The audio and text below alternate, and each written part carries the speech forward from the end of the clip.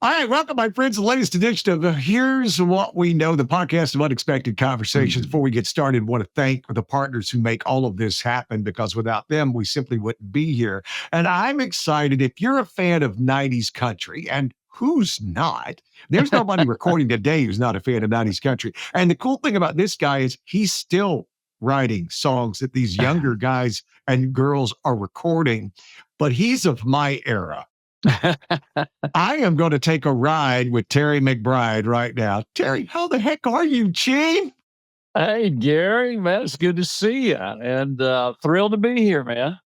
It has been a while. I remember the first time I saw you, first time I saw the album cover, and yes, kids, they used to send you out covers and they had the whole picture and stuff like that. And I saw you and Billy and Ray. My first thought was, man, those mullets are fantastic. Oh, we had it. You had to be in style, talking 1990, when that photo shoot, first photo, I had beyond the mullet, I had a mane going on. I mean, that hair was it was alive. Your hair was glorious. And if you're watching the video of this, because most people who listen to it, they listen to the show. But if you're watching the video, and I heartily recommend you go find it on my YouTube channel. Dude, your hair is so good. If I had your hair today, I would have to carry a stick with me just to beat my wife away. And, no, stop it. Leave me alone. Oh, man. Well, fortunately, we both still have a little of it left, Gary. I mean, I can't complain, really, but definitely not sporting the mullet like back in the day. Too much maintenance, too much work. My son walked up behind me the other day, because I have a 12 and a 14-year-old. And my son walked up behind me and he goes, "Hey, Dad, I don't mean to hurt your feelings." He goes, "But this hole right here, there's nothing there." Oh, no. Yeah, it's nothing like your family, to be brutally honest. You know what I told him? I said, "Well, you know what you're looking at?" And he goes, "What?" I said, "Your future. That's what you're looking at." Yeah, be careful. Yeah, I'm just what you say. You have had such an interesting life. I mean, okay, you may be the only person I know from Lampasas, Texas. Well, yes, small ranching community back in the day. I mean, it was a rural area just outside of Austin, Texas. Now it's slowly, Gary, being gobbled up by the successful, wealthy, side of Austin. The status symbol in Texas, once you've made it, you got to have a ranch, so a lot of that cattle industry is slowly going away due to just people wanting to have that property to call their own, so I noticed that 2 weeks ago, the auction barn, which was always a hub of activity in our little town, because that's where you bought and sold your livestock, it closed down for the first time ever in the history of the city. It's just there's no demand. There's not enough to support it anymore, which is really too bad. You and I have lived parallel lives after listening to that story, except you can sing and look better. Other than that, we're the same person. I mean, because when I grew up in this small town, Alabama, right there in the Florida-Alabama line, and there was an auction house. And I remember I would go in, because my mother worked at the post office, and I was a oops baby. And so I would go with her into the post office, and about 100 yards away was the auction barn. Wow. And I would go in there during the week when there was nobody there. Yeah. And that was my playground. Wow. Was the auction barn. Well, you know that vibe well. You know what goes on there. And the smell. Yeah, for sure. It's part of it, for sure. And my dad was in the music business, but a lot of my close friends, one of my best friends, they were full-time ranchers. And they had my one friend, Ronnie Davis, they had a couple thousand acres that were sort of dedicated to the sheep, and then a couple thousand acres that was just cattle ranch. And we worked both of those. And we'd get on horseback and pretend we were cowboys, and we'd work cattle and sheep. And then when I got in high school, I got an FFA because I wanted to be in the talent team. That was a big deal. Some older guys, like a few years ahead of me, had won the Now, we national. have to explain for some people. The FFA is the Future Farmers of Farmers of America. America. And the reason that we joined in my high school is because you wanted that sweet denim jacket. Oh, I still have it, Gary. It's just an arm's length away from where I'm at right here. Do you want me to get it out here for you? Shut up. You have an FFA denim jacket? Hold on, Gary. Hold on. And you're not wearing it now to be the ultimate babe magnet that you could possibly be? Here you go. Look at that, y'all. That is why you joined the FFA right there. Look There at it that. is.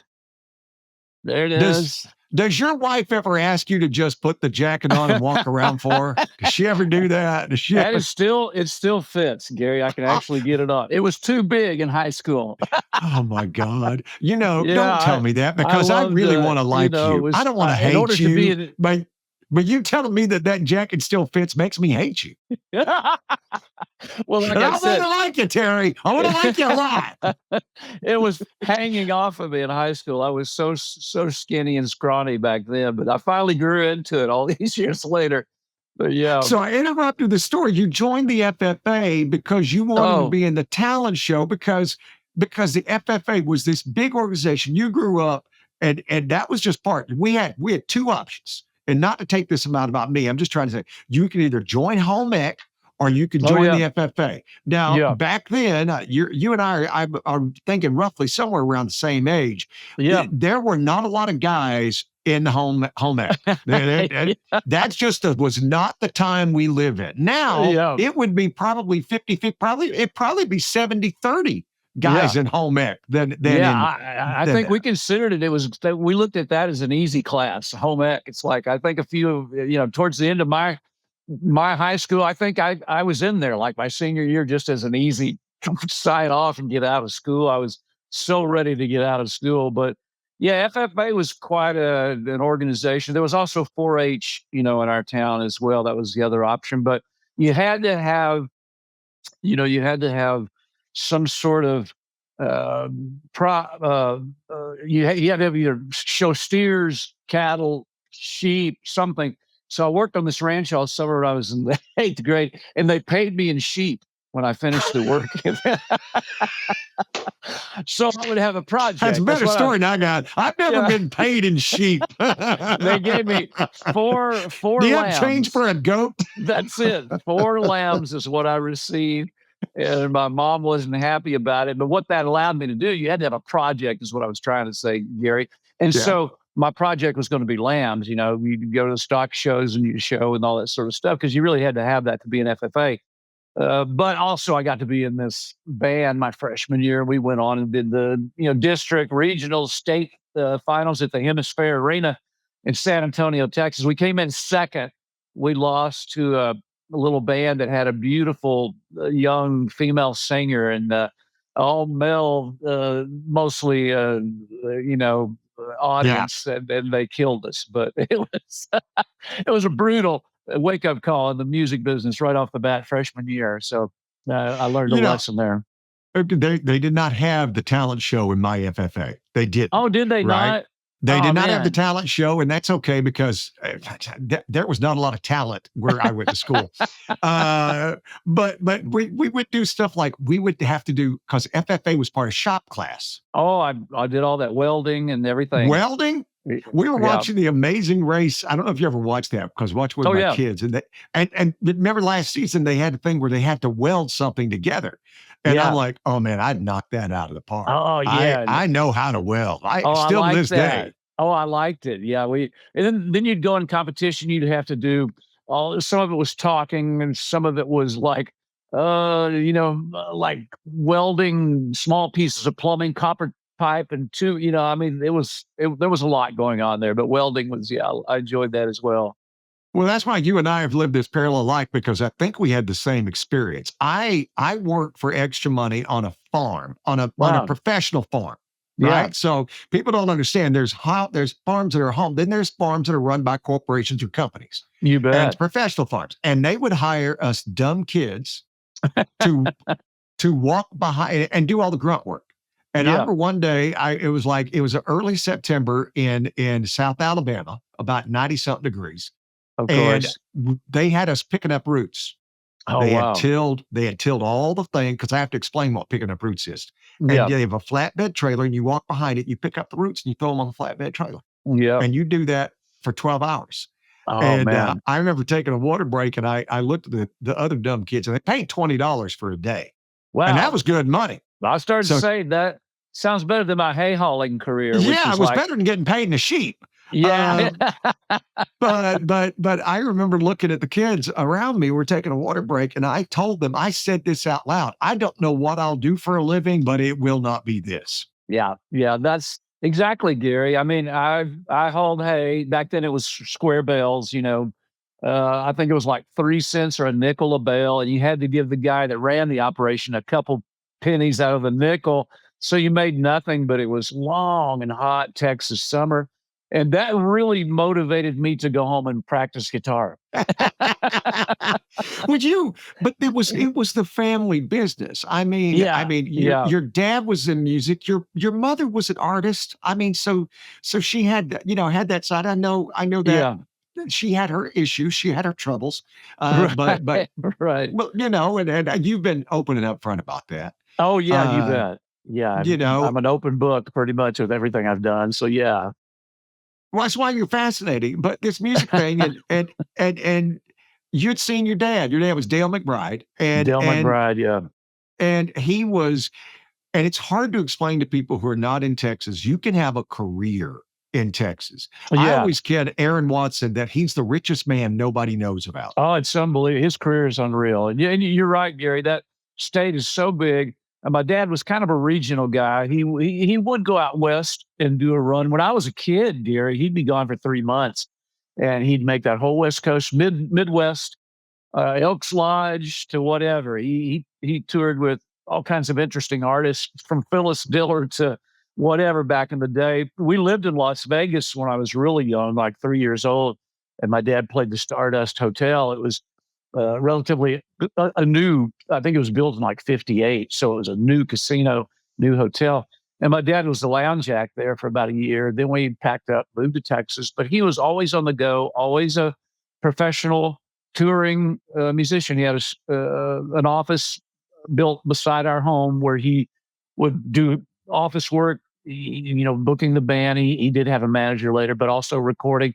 There were always reel to reels going. There were guys coming and going, these interesting characters that were in the band. So I got hooked early. I loved it. I loved the whole lingo, they calling each other cats and cool stuff. And I went, wow, I got to get in on some of this. I love it.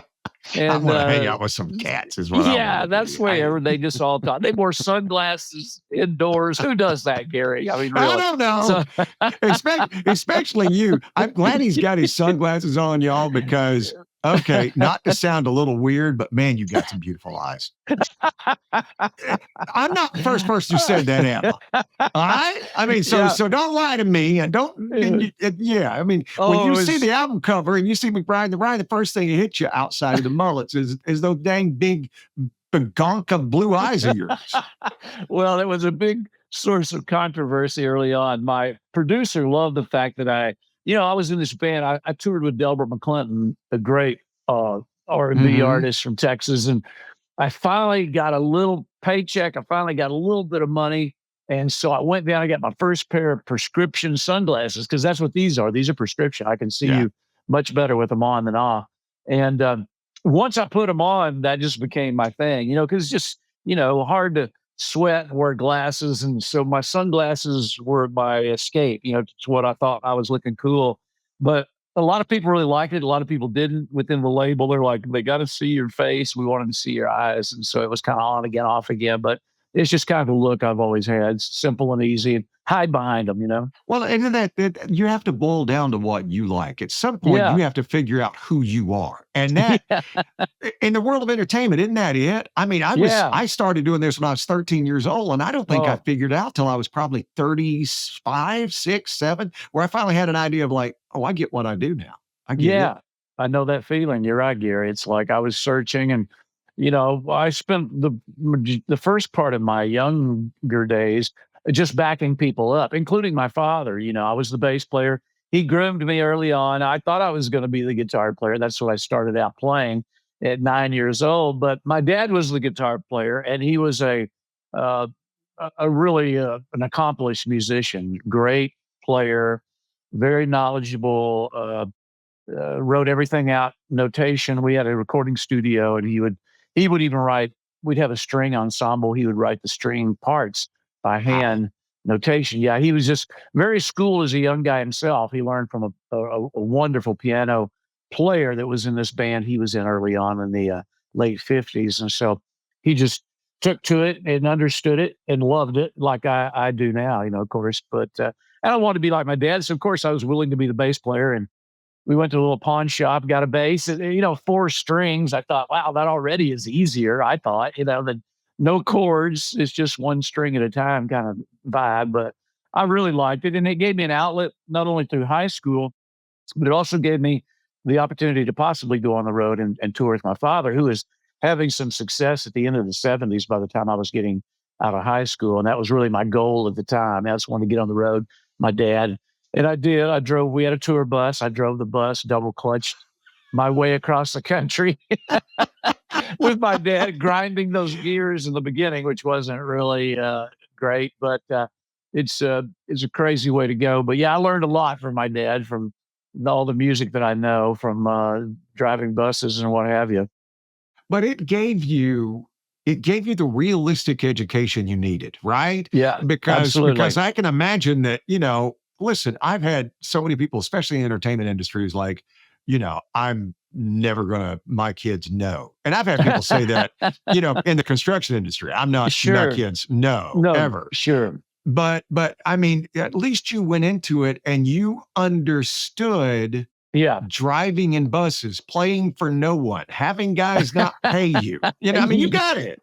All of the above, Gary. You nailed it. It's all of that. And my dad really didn't want me to be in the business. He was not happy about it. Well, he wanted me to go on and get an education, something he had never done. You always want something better for your children. You hope, they'll go on and be happy and successful. And he knew it was a struggle because he had struggled. He was so talented, yet he really never rose above the sort of regional guy, even though he had a bunch of charted singles on Billboard. William Morris Agency booked him. And we were, when I got out of high school, we were doing cool dates like with Ronnie Millsap and Roy Clark, Barbara Mandrell, Wow. kind of hit the ground running, which was really disappointing because then later I was back in a van, after I left my dad's van, I was back in a van and a trailer. And, it wasn't so the bus was gone, long gone. And, but yeah, I had that burning desire to keep doing it. Same thing with writing songs. I got rejected so much early on. These trips to Nashville were so intimidating. I didn't really know a lot of people. I'd been here with my dad, but that didn't matter. I didn't have any great connection. So I'd go to these publishing companies, Gary, and the receptionist, she was already intimidating. It's like, oh my God, she'd say, I'm sorry, we don't accept any unsolicited material. I didn't even know what the hell that meant. I wasn't even sure what. It's almost felt like I'd done something wrong, but Yeah. it's if you don't have an appointment, you're really not welcome here, And so, wow, I just, for whatever reason, it made me even more determined. And then slowly fell in with some people, and especially a couple great songwriters in Austin that took me in, Bill Carter and Ruth Ellsworth. And they really, I was leaving Delbert. I wanted to get sober. I wanted to kind of get myself together. I wanted to focus on writing and not just being a bass player. And with that being said, Bill was putting a band together to go out on tour with Stevie Ray Vaughan, because Bill and Ruth had written some songs for Stevie. Crossfire, sort of a signature tune of his. Yeah. And Willie the Wimp and his Cadillac Coffin, which is a really crazy song. But they were having success. Fabulous Thunderbirds, other people were cutting their songs. So I played them my little home demos, on that tour. I auditioned, got the job. We went out on tour with Stevie Ray. And on that tour, I just started playing a few of my little home demos. And they went, wow, man, these are really good. We should work on writing some country songs when we get off this tour. And we did. And that really led me to my next trip to Nashville, which really opened the doors. My songs were better. The demos were really unusual, a little different. Cut it all in Austin, Texas. It didn't sound like everything coming out of Nashville. And my producer, who went on to be my producer, Tony Brown, we just caught him on the right day at the right time. He's like, man, I dig this. I'm going to come to Austin. I'm going to hang out. And he said, if you're the real deal, I'm going to sign you to MCA. I went, oh my God, I hope I'm the real deal, whatever that is, because I'd really been struggling. I was already in my late 20s.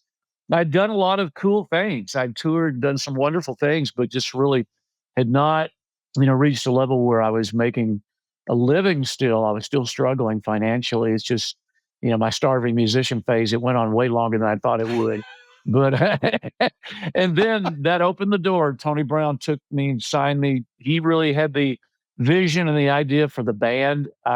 They signed me as a solo artist in the beginning, but he's like, I know some guys, you're a band guy. We could put a band around you and your songs and put you out front.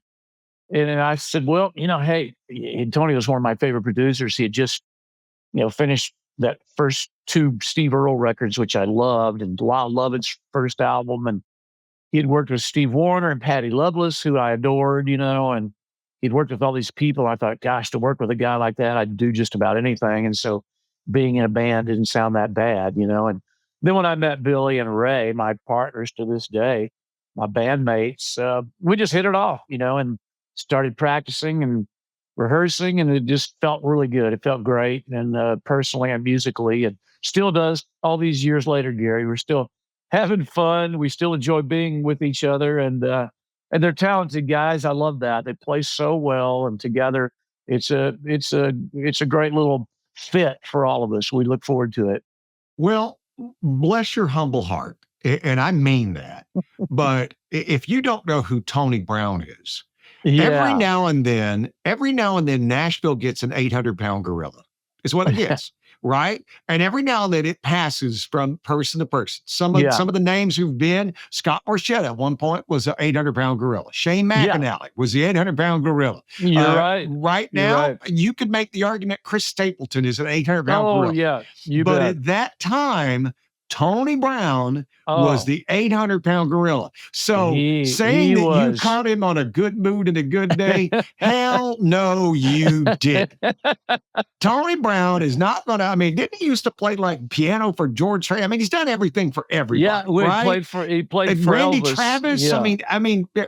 Tony Brown is just, he's discovered Elvis, right? Yeah. Tony Alabama, Brown he knows exactly who the heck, what he wants and how he was going to do it. So for him to hear you and go, kid, you got something. And he wouldn't go all the way to Austin hoping. He went to Austin for one purpose. And it was going to happen. So, as I said, bless your sweetheart. But I think Tony Brown be the first to say, shut your pie hole, Terry. What are you even talking about? Well, I'd had so many disappointments in this business, just almost maybe kind of things. I thought, I hope this works, because it would be a dream come true. Tony was my favorite producer at that time because, like you said, he was on top of the world. He was not only running MCA, which was a powerhouse. Our label mates are George Strait and Reba McEntire and Wynonna and Marty Stewart and Patty. It just kind of went on and on. So it was a dream come true. It just opened so many doors. And then the staff, his assistant, Renee Bell, also took me in and said, here's what I'm going to do. I'm going to start setting up your calendar. I'm going to start putting you with these great songwriters. And my first co-write was with Guy Clark. And coming from Texas, Guy Clark was one of my heroes. Wow. Because of Jerry Jeff Walker. When I was in high school, I'd buy these Jerry Jeff Walker albums. I'd see this guy, Guy Clark. It's like, who is this guy? But I love his songs. He's like speaking right to me.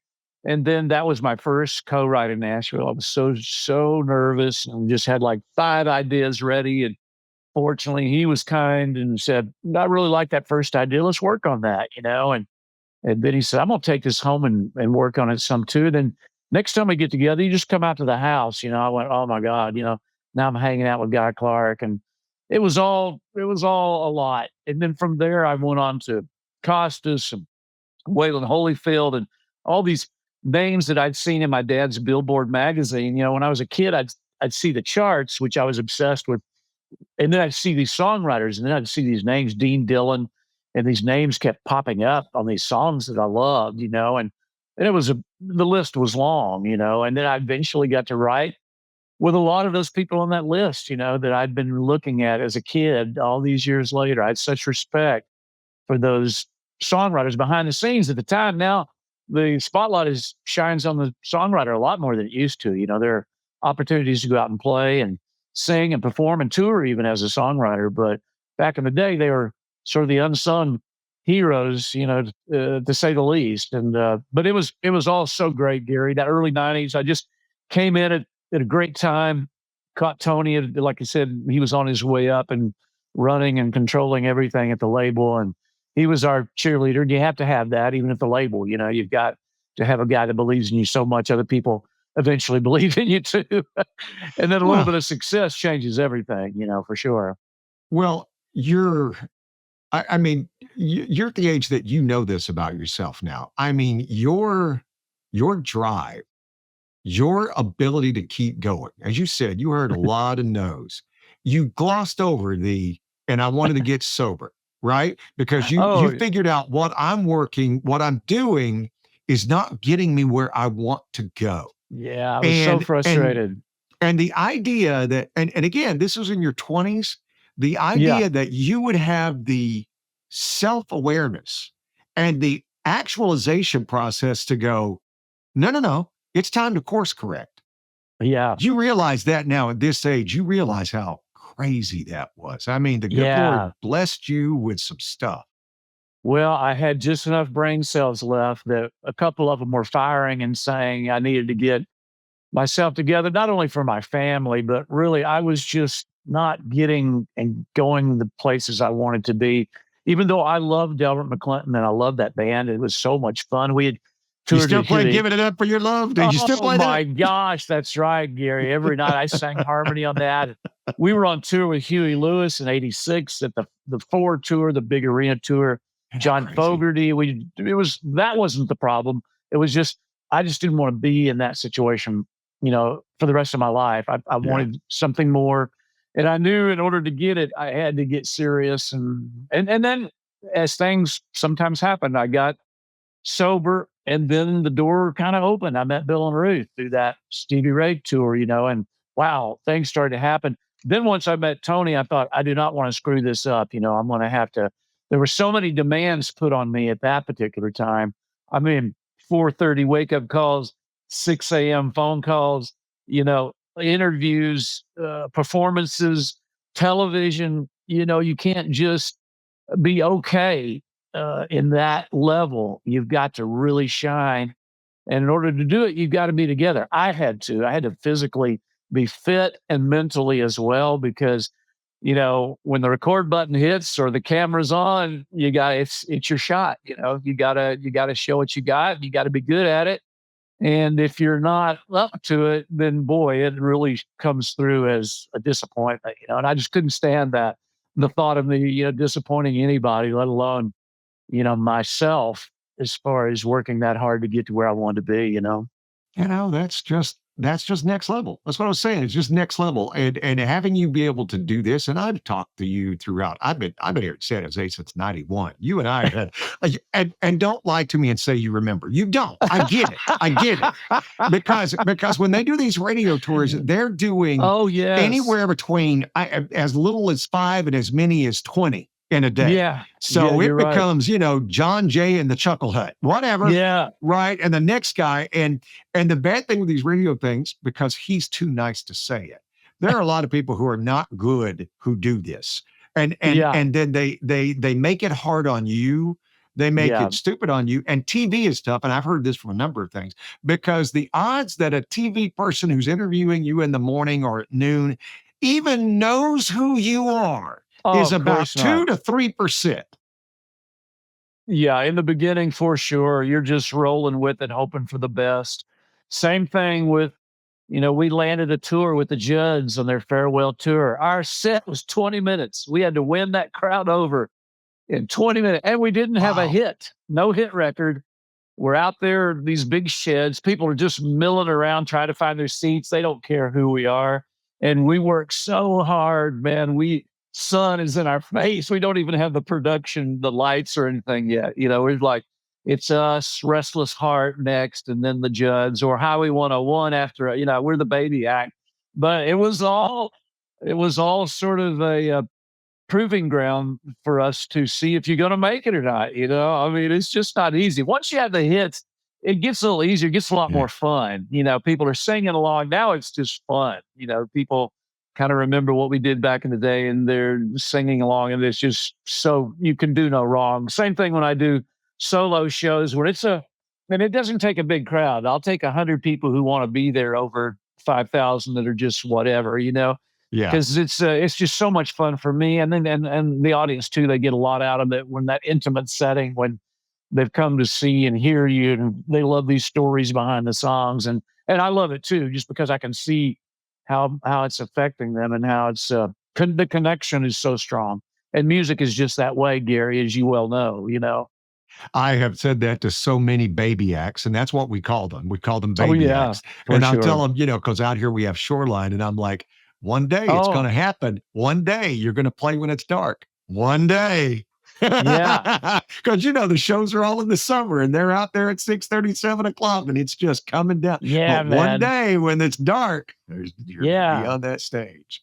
Shoreline Amphitheater, man. That's a great one. That's a big one for sure. Is that where the Grateful Dead, some of the Grateful pieces are? Dead, Stevie Ray Vaughan. I mean, all Yeah. those things. Everybody plays Shoreline, Oh, and forever. Yeah. it's and you were, if you're on that tour, you were through it. Isn't it funny? I Yeah. wanted to say, isn't it funny how you guys were a three-piece? Was Nashville in that mind? Because think about it, in the early '90s, how many three-piece acts came out? There were you, Yeah. there was Boy Howdy, there was Diamond Rio, Right. right? I mean, and There was and the let's be group, clear, you and Jeffrey the, Steele look a little alike. oh, Gary, I was at a BMI awards party and another artist who I knew from the 90s was carrying on a conversation with me and I was trying to follow him, but it was making no sense. Then I realized he thinks I'm Jeffrey Steele. And I had to stop him. The look on his face, he was mortified. It was just, oh my God. Yeah, it was That's when you crazy. sit back, you go, look at this bicep. Does that look like Jeffrey Steele's bicep? But if you know Jeffrey Steele, if the sun's out, guns out. That's what Jeffrey Steele does. Yeah, He's man. never met a sleeve he wants any part of. Oh, he's a great guy. We have to book 2 days, one just to visit and laugh, and then maybe write a song because he's just so much fun. And we have so much in common. We toured together back in the day, boy howdy. There were also other bands too, Gary. You remember the Remingtons? That was a Yes, I three-piece remember the Remingtons. The guy from where was he from? Bread. Brad. Yes, one of the guys from Bread. Matthews, Wright, and King. That was another one early on, Man. like Yeah. one hit kind of guys. But there were a lot after we came on the scene, and then Diamond Rio was kind of next. But yeah, there was a tremendous amount of bands back in the day, which almost doesn't exist anymore in country music. Well, they're hard to, I mean, because you're right. I mean, you think about the bands that are out there now, and you got like the Eli Young band, and you got Parmalee, Old Dominion. and Old Dominion, and it's hard, and it's hard to keep those, and it always happens to bands, and you know better than anybody. I mean, they can implode because, the bass player's girlfriend is telling him, no, you're the reason. And then the drummers that, no, you're the reason, right? Oh, exactly, Gary. and- It's the and still beginning of the end. And you guys can't even decide on where to eat dinner. Right? And we got to all agree on something. Yeah, exactly. It's tough. It's now it's so much easier. That is completely gone from our dynamics of what we had in the early days. But yeah, the more success we had, it was a lot of pulling and tugging, and there was a lot going on. The label really was pushing me further out front. It was kind of leaving Billy and Ray out at a point, which I didn't like. I felt bad because we were so close, Yeah. I mean, I knew the strength was our harmony is what really was our calling card for the band, and it caused some friction. And also I was just getting a lot of attention sometimes that the other guys weren't. That was just tough, at times. And they have histories too, and you can look up Billy Thomas and Ray Herndon. Is he any kin to Ty? Because I know they're both from Texas. No, he's not. His mom, Ray's mom, is from Texas, but he's born and raised out in Scottsdale. He's a desert guy, and he still lives there and runs the family business. They've had a a venue out there. It's a club, neighborhood club, and The Scottsdale called Handlebar. Handlebar J. It's been there for over 50 years. We had 2 little sold out shows there, and fortunately, we recorded both nights, and it ended up being part of this project that we've got going right now. Well, that's fun. And I do love, I mean, you guys, you have that harmony sound. I mean, Billy got that natural tenor way Oh, up there, flying way oh, up there. And then Billy, I mean, Ray has got that bass voice. he's a big old low baritone. He Yeah. is. And Billy's that high harmony guy that you just hope you have in a band. I mean, Billy's been singing on those Vince Gill records since we got started. I mean, even when uh, Tony Brown was doing those Vince Gill records, and he was already making a list of people that were, cool, and Billy was one of them because he used Billy on drums on Hillbilly Rock, the Marty Stewart album. Billy Yeah. played all the drums on that album, and backgrounds as well. And Billy's is been on a lot of records as the background. People would be surprised. You've been singing along to a lot of those hits that Billy's on for sure. And Ray has been on every Lyle Lovett record from the beginning, and has also written songs that have been recorded. And yeah, everybody's been busy. We still are, but like I said, we like coming together and doing this after all these years. It's been fun. The band's really still good. We're a 4-piece now. We have our friend Bruce Boughton, who's an 18 session guy for years. He's been on all those Garth Brooks and Dunn, McBride the Ride. He's been a real uh, major player in that session A-team group. That's elite, world class players, and we happen to have him on the road with us. It's been a lot of fun to have that caliber of guy mixed in with us, and Billy and Ray. Everybody holds their own, so it's we're small but mighty, and that 3-part harmony really fills up the band much bigger than it appears by just the 4 pieces. It's time to think differently when it comes to your parties, meetings, and groups. The catering from Havana Cuba Restaurant in downtown San Jose. Instead of the same old, how about the most delicious Cuban sandwich you've ever had? You're tired of fries? Plantains, my friends, they'll change your world. And here's something you didn't know. Havana Cuba was voted one of the top 10 tamales in the entire South Bay. They have vegan, vegetarian, and gluten-free options, and their website is 998cuba.com. They're located at 387 South First Street in downtown San Jose. It's Havana Cuba.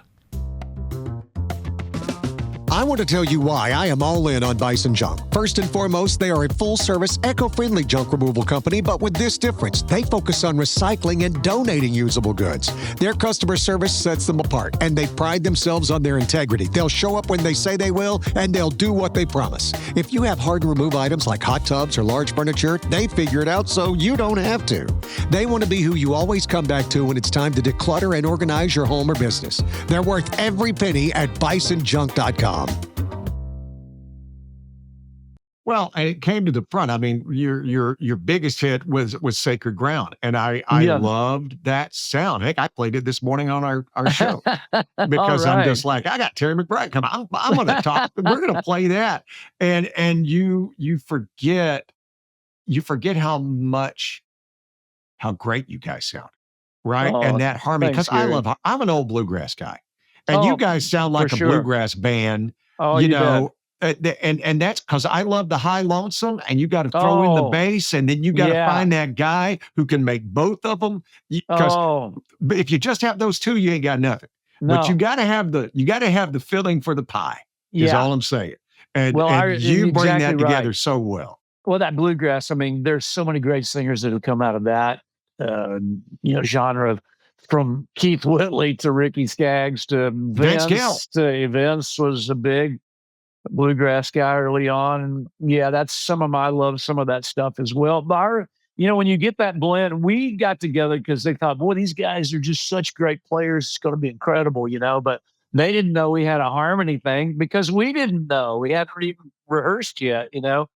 But then when we got together, oh man, we had that family blend that is just like you said, it either happens or it does not. You could have Mhm. 25 guys together, and you still might not have 3 guys that sound that good together as far as the blend goes. I'm saying, not to pat ourselves on the back, but it's the blend is what makes it happen. We just happen to have Ray is that baritone guy. You know, he's that big warm part. It's hard to find out there.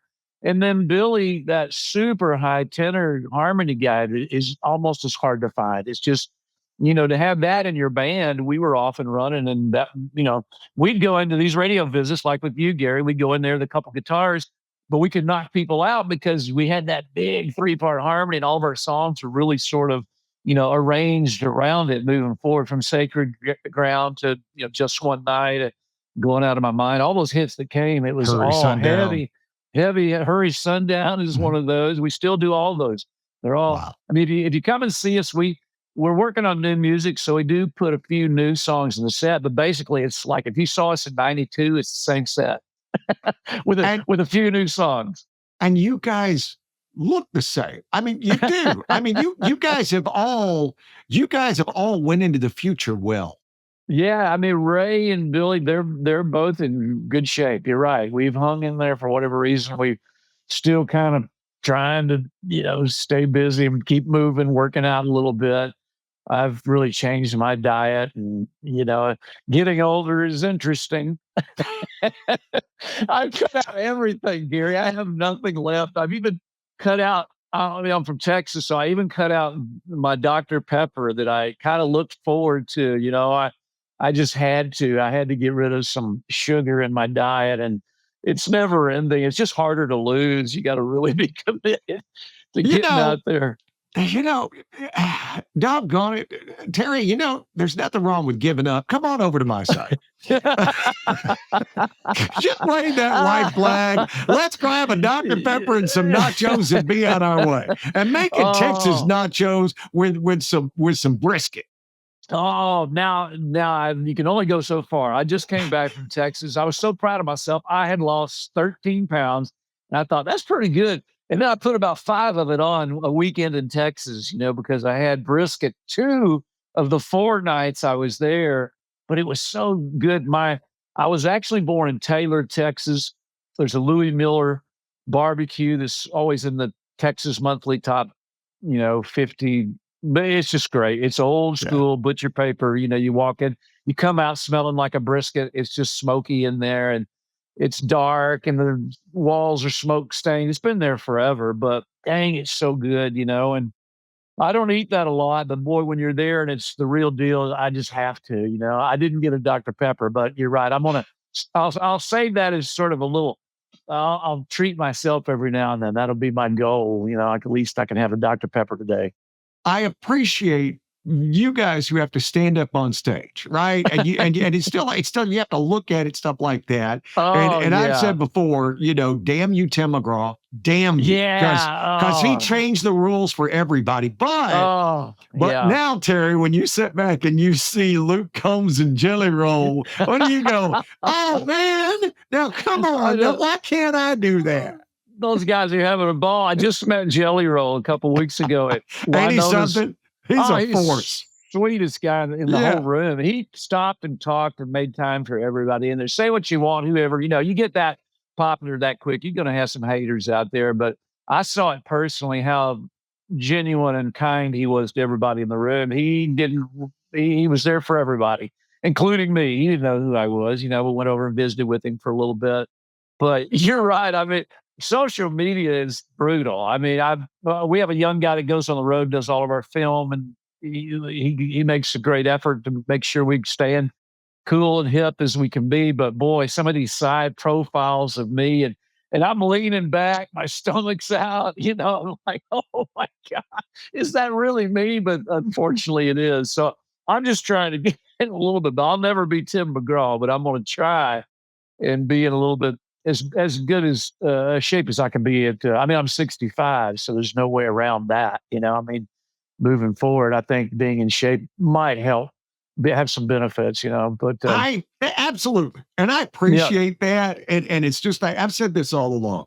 I admire you guys who work hard. I admire, you know, if you have a size 28 waist, I'm like, but I also know, unless you're genetically blessed, I also know how hard you have to work to do it.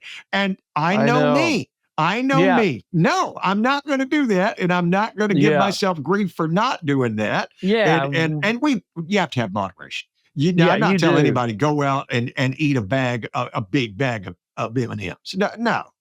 Right. But as far as finding something that makes life worth living, you know, Yeah. they said if you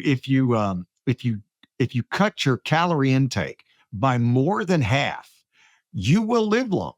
And my response Uh-huh. is no, it'll just feel like it. Yeah, you got to be happy too, because that Yeah. also can add some years to your life. You know, if you're miserable and you have nothing to look forward to, that I don't want to live like that either. You know, you're right. There's moderation. You hit the nail on the head there. That's the way it's always been. For me, I've had to cut out a lot of stuff, but I needed to, you know. I needed to. For me, Uh, I had struggles. You know, I tried to find a way to drink all those years, and I just couldn't. I had a lot of fun with it, but always took it too far, and it was starting to hurt people around me. And once you see that happening, the older you get, still struggling with drinking, that's not a good look. You know, it's I didn't want to be that guy, and I know some guys like that, and it's a tough road to go down. You know. it is. Because you and I, again, we have a lot of the similarities. My father was an alcoholic, Ah, and a really bad alcoholic. You know, oh man, yeah. drinking cologne and isopropyl Oh, alcohol. oh Uh, man, but man. one of the things it did, I have four sisters and a brother, Oh, and none of us have a drinking problem. And we wow. do drink. Now, I took my 20s off from drinking because I wanted to make sure. But Yeah, and my wife asked me that one day, and she's like, "How did you get around that?" And I'm like, you know, I think the good Lord blessed me with showing me where it ends if you take it yeah. too far. If you take it too Well, far, but so it's always you're given me right. a real big sense of no, no, I'm good. I'm good. Yeah, I'll have a drink. Okay, I'm good. yeah.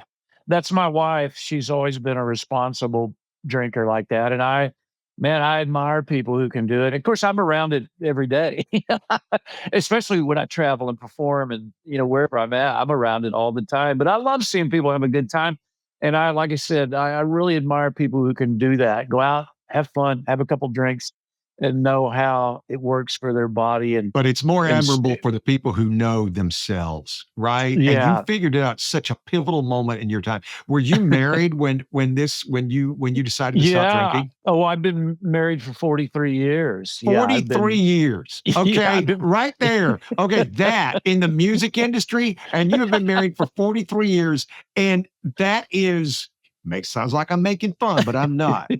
Dude, that is so amazing. That is, Yeah. I am so, and heck, this first time I'd ever had a conversation for this long. I'm so dang proud of you. I am so Thanks. proud of you. Oh, thanks, Gary. It's, you know, we've, like all couples who have been together for any time at all, we've had our moments, and I've caused a lot of, you know, problems along the way for sure. But somehow, you know, my wife, she, you know, I met her in high school, and we dated a little bit, but didn't get serious until she got out of high school. And then we moved in together, and the dismay of her grandmother couldn't, that broke her grandmother's heart, but uh, who ended up loving me deeply and dearly. But we kind of figured it out. Kathy went to work. She's like, I love this guy. Well, how are we going to make it work? So she went to school, became a nurse, because she could tell I was struggling, and she had to have a job no matter where we lived. And that was Yeah. a pretty good profession. And during the 80s was a tough time to be a nurse. There was a lot going on. AIDS epidemic had just really exploded, and it wasn't a fun time to be in that business. But she helped me get through. And I recently was inducted into the Texas Songwriter Hall of Fame by my pal Ronnie Dunn, and the back half of my acceptance speech was all about my wife, because I wouldn't be here. You know, I wouldn't have made it really without her. So I hope she appreciates that. She does. And just the Yeah, fact that you guys have that bond and that yeah, she's been there, she's seen you, and I'd be willing to I can't imagine how proud she is of you. Can you yeah, imagine being married to a kid in his 20s and have him go, honestly, have him go, I got to change things. I got yeah. to change things. And I don't know. Did you have kids? Yeah, we had one daughter at the time. We have three now, but at the time it Yeah. was just my oldest daughter, and she was about 5 years old during that period. So yeah, I owed it to them and myself to kind of change. She was getting concerned, and that's just scary. It's Yeah. and I was running in a fast crowd where that was Yeah. completely acceptable. There's the tough part about it. And, even having some moderate success is a complete screw up, So I thought the side of me was like, why change now? It's like, but I really, to get to where I needed to be. And then, like I said, slowly things started to happen really quickly by meeting Bill and Ruth. That was a quick transition out of what I was doing into a whole new group of people. And they really supported me. They were so generous with their time, and they didn't know what would happen. They had no guarantee that we'd ever have success, but they just completely wholeheartedly took me in, were willing to spend some time on me and money too. We went in and cut demos, and I didn't have any money at the time. So they were just sort of rolling with it, said, this seems like a good project. Let's keep writing these songs. It feels good, and it led to other good things, which music should. It should feel good. It should be, organically, not forced like that. Although a lot of it was later for me. It became my job. I had to get up every day and do it. Some days I didn't want to, and met with people sometimes that weren't, wasn't a great fit. There's a lot of that comes along with it. And then I met some wonderful people along the way too. They ended up being lifelong friends from it as well. It's just a crazy business, to sit down. Hey, how you doing now? Let's pour our hearts out and write a killer song. It's strange.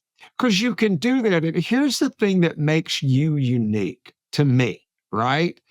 Is you continue to do it. You're still relevant. You're still making people out there want to work with you. When you sit back and go, Jelly Roll didn't know, you'd be surprised.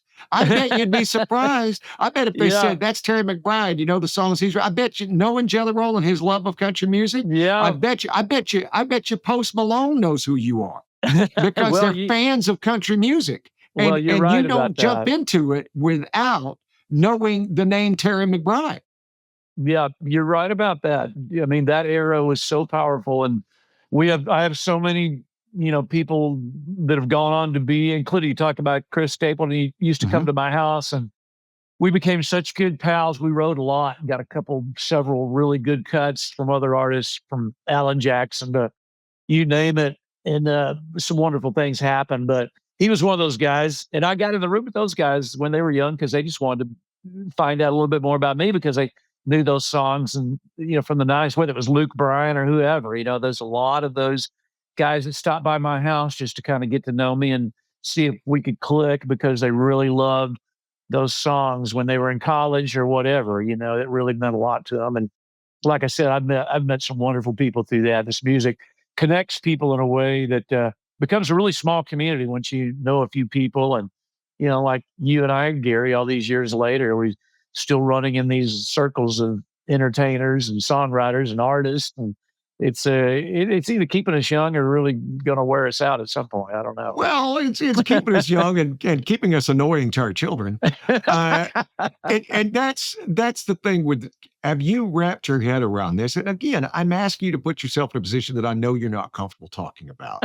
But do you realize that to a lot of these kids, and they're kids in our world, that you're their Guy Clark, you're their Dean Dillon? No, I mean, I could never see myself like that, but neither did Guy Clark or Dean Dillon.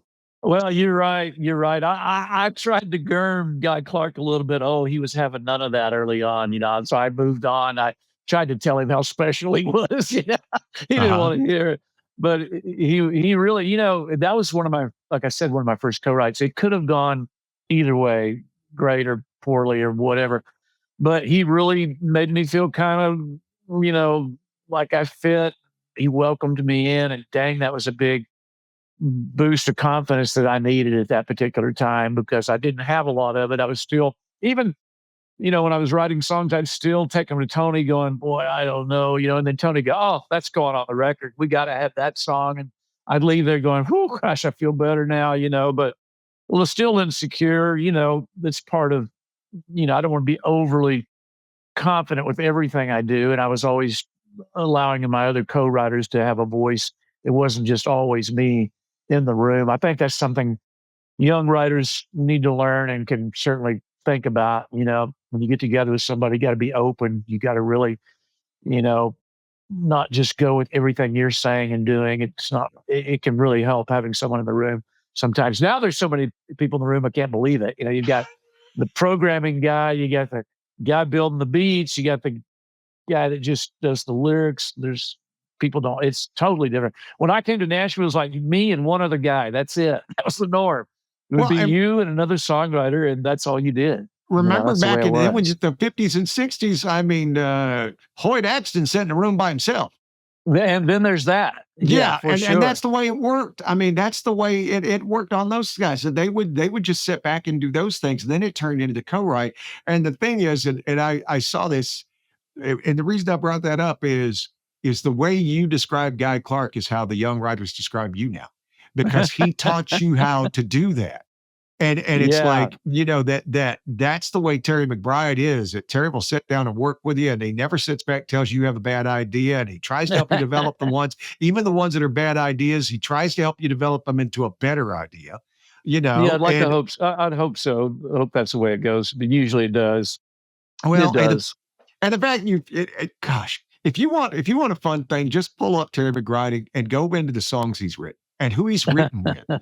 And it's, you just, it is everybody and anybody. And I love it. I mean, I love that you've written with stapled. I'll ask you this question because I know my time's running out, and I promise you I would not take you long. But when you first heard that kid sing, what did you do? Oh man, he came over to my house, this little pickup, he's a big guy. He wasn't comfortable. He kept tugging at his clothes. I could tell he was, just not comfortable. We visited for a little bit, but then when he started singing, man, I was so impressed with him. He was playing a tiny little bar where I live in Franklin. He goes, man, I'm playing this little place, Kimbrough's tonight. Would you want to come down and hear me? And so I didn't want to go out. Once you're had a full day and you sit down, I went, man, I want to go out. So I went, and he couldn't believe it. He couldn't believe I came that night. And then we became fast friends because of that. And I'm so glad I did, because it ended up having a really special relationship where we wrote so many cool songs together. But it'd been a long time since I'd heard somebody. And then Gary, it was probably 10 years later before he got discovered to the world, Isn't that crazy that happens? Crazy. I mean, you got somebody who sounds like Chris Stapleton. You got somebody who sounds like Lainey Wilson. And and they go 10 years.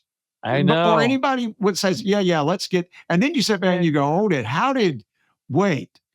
how long did Ronnie Dunn bounce around before somebody said, oh my gosh. And Ronnie Dunn is simply one of the top 5 voices in all of country music. And I don't know 2 or 3 others who are better than him. I kind of put him at the top. Yeah. But that's just me. He's one of my favorites, Gary, which was just such an amazing coincidence and whatever lined up that he and I connected. They cut a song of mine in 96, I Am That Man, on the Borderline album. It was the follow-up to My Maria. It kind of lived in the shadows of that massive hit, but Kix Brooks had co-written Sacred Gown, though, right? So you already had. And I knew Kix, but I didn't know Ronnie well. Then Ronnie said, man, come by the house. I want to get to know you. This song's going to be a hit. Come over. And then I went over there. He's like, man, I just got a bus. I'm getting off the band bus. Why don't you come go with me? I'm going to California for 15 days. And so I did. We wrote 10 songs in 15 days, and including a couple of big hits. He's Got You and a couple others for that run. And I found my long lost friend. I didn't even realize it. We had so much in common personally and musically.